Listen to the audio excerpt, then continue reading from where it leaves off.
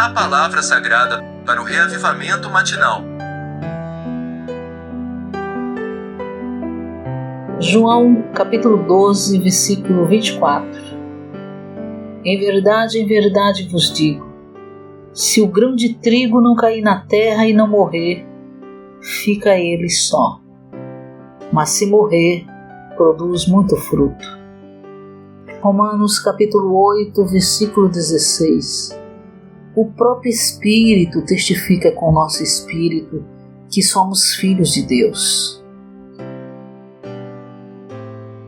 Nosso segundo nascimento fez com que entrássemos no reino de Deus e nos tornássemos a espécie de Deus. Os animais e as plantas têm as suas espécies específicas. Nós nascemos de Deus, então somos deuses, pertencendo à espécie de Deus. Devemos sempre nos lembrar que somos deuses, pertencendo à espécie de Deus. Como homens-deus, nascidos de Deus e pertencendo à espécie de Deus, não podemos falar de maneira descuidada com o nosso cônjuge. Um marido tem que ser um homem-deus, vivendo como um homem-deus. Ser meramente um bom homem, estar longe de satisfazer o bom prazer de Deus. Precisamos ver que somos homens-deus, nascidos de Deus e pertencendo à espécie de Deus. Isso é o começo do viver como homem-deus. Leitura de hoje. O Senhor Jesus, o homem-deus, disse que ele era um grão de trigo que caiu na terra para morrer, a fim de se tornar os muitos grãos. Esses muitos grãos são, na verdade, muitos deuses como a reprodução de Deus. O primeiro grão, o primeiro homem-deus, era um protótipo, e os muitos grãos, os muitos homens-deus, produzidos por esse único grão por meio da morte e ressurreição, são a reprodução em massa. Essa é a reprodução de Deus. Quando alguns ouvem que Deus foi reproduzido, eles ficam chocados. Não obstante, isso é o que é revelado em João capítulo 12, versículo 24.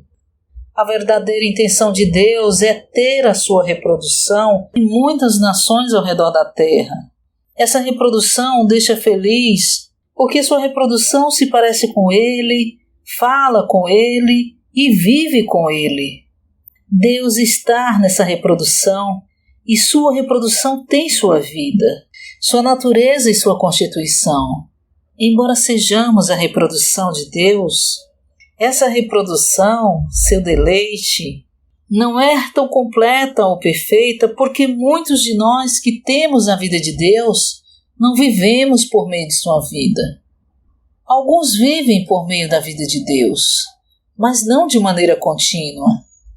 Talvez de manhã eles vivam por meio da vida de Deus, mas depois, durante o dia, eles podem perder a paciência e viver como um escorpião. À noite, eles podem até ficar piores, vivendo como o diabo, Satanás. Um dia o Senhor Jesus voltou-se para Pedro, que o amava, e disse-lhe: "Para trás de mim, Satanás." Pelo fato de Pedro ter se tornado Satanás, ele precisava tomar sua cruz para Satanás ser crucificado. Em nosso viver diário podemos ser Deus no momento, um escorpião em outro momento, e mais tarde até mesmo Satanás. Por ser essa a nossa situação atual, certamente precisamos ser transformados. Desde que o ministério começou nos Estados Unidos, em 1966, tenho de fato ministrado um único tema: Deus tornando-se um homem, para que o homem possa tornar-se Deus em vida e em natureza.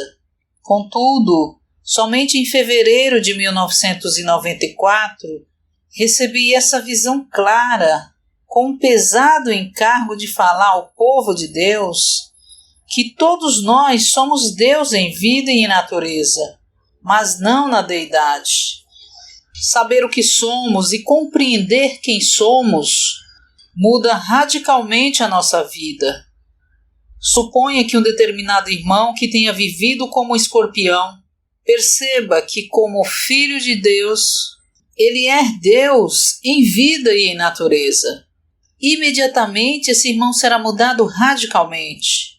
A atmosfera e tudo relacionado a ele também serão mudados. Se todos os cristãos de hoje percebessem que eles são Deus em vida e em natureza, o mundo inteiro seria diferente. Durante os últimos 10 meses perguntei frequentemente a mim mesmo: é assim que um homem-Deus se comporta? Você diz que os crentes se tornaram Deus em vida e em natureza.